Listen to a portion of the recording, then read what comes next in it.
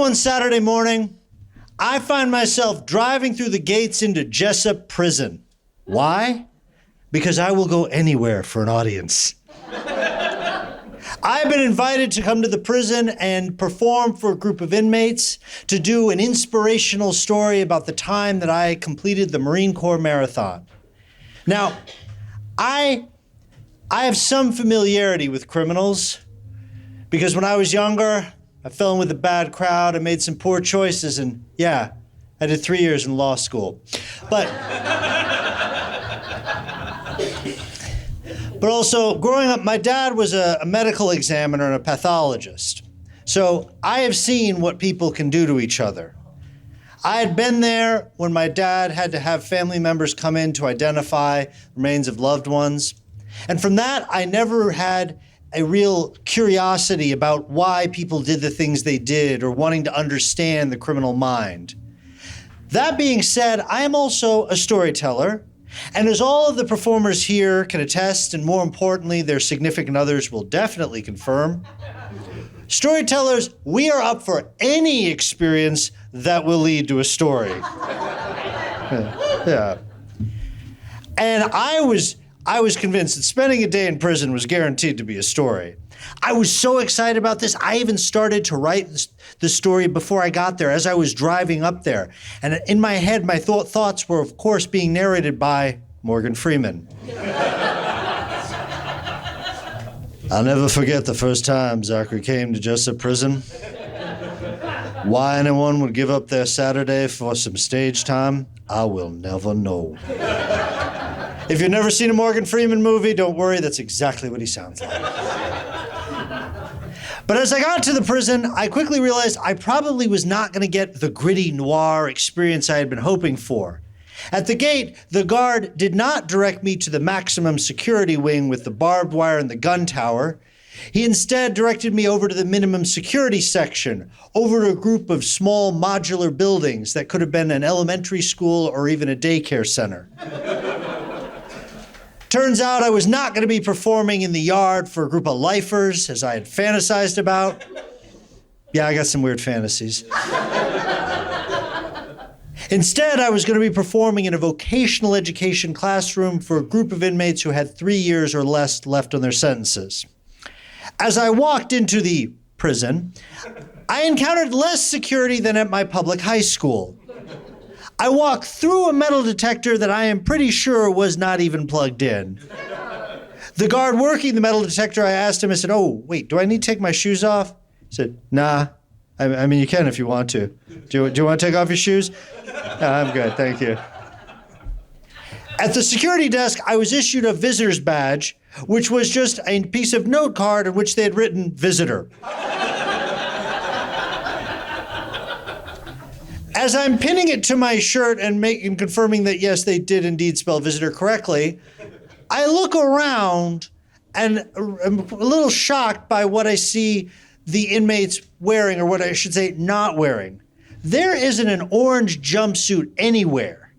Everybody is in jeans or sweatshirts. They're in street clothes like me. And I suddenly realized that this flimsy piece of note card might be the only thing separating me and inadvertently having a longer-term experience. And I rushed back to the security desk. I asked the guard, I said, hey, if I happen to lose this, how are you going to know to let me out at the end of the day? The guard just looks at me, kind of rolls her eyes. She looks up and down at me in my Dockers and my golf shirt. She says, "Honey, I'll remember you." As I walk into the classroom, I'm greeted by several of the inmates, including the largest human being I've ever encountered in my life. He grabs me in a bear hug, and he squeezes me, he looks down at me, he says, "We are so glad you are here. We're going to have our speech contest, and we could not have it without you." And I look up at him, and of course, the only thought in my mind is, "Oh God, am I the prize?"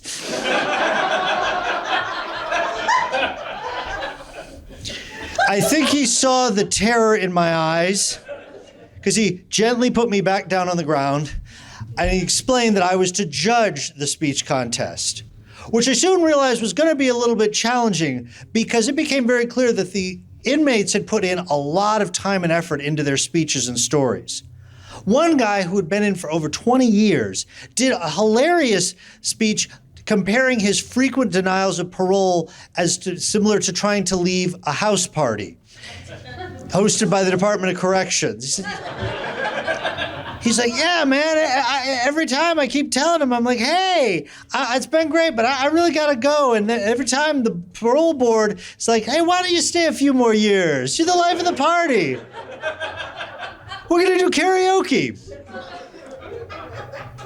Another guy who had been in since 1989, he was now in a work release program, and he was excited to tell the other guys all about the changes that had seen in the outside world. He said, you don't understand. Everybody's got phones now, and cars got small, and stores got really big. This last point was especially important to him because he was working at a local super Walmart. And on his first day, at the end of the day, he clocked out and realized he had a huge problem. Because he had to get back to the prison for curfew, but he didn't know how to get out of the super Walmart. He said, in all the years I've been inside, I never made a run at the fence. I never tried to escape, but I realized I'm gonna be in big trouble if I can't figure out how to break out of a Walmart. And I was so impressed with these guys. I was impressed with that even after spending some of these guys years or even decades in prison, they were able to talk about it with humor and heart and being really vulnerable about their experiences. And then it was my turn to perform, and I felt like a freaking idiot. Because keep in mind, I was been brought here to inspire these men, to teach them about hope and perseverance. Because I had survived a stretch in prison? No, because I had made it through a marathon in under 12 hours. Some of you may know that's not a good time. I briefly thought maybe I should change this up a little bit and I should just only talk about the most important thing about long distance running. How to prevent bloody nipples. People not laughing if I already know how bad that is, actually, yeah. It turns out I needn't to worried. They were a great audience. They cheered at the right places. More importantly, they laughed at the right places. And at the end, they gave me a standing ovation. And when they asked me if I'd be interested in coming back in a few weeks, I readily agreed. And I came back a few weeks after that, and then a few weeks after that, until I was coming back every month. And eventually, I was rewarded, yes, with a story, not the one I had expected. But more importantly, I was rewarded with something I treasure to this day. My very own name tag. It's got my name, my name is not only typed, it's laminated. I had arrived. Thank you.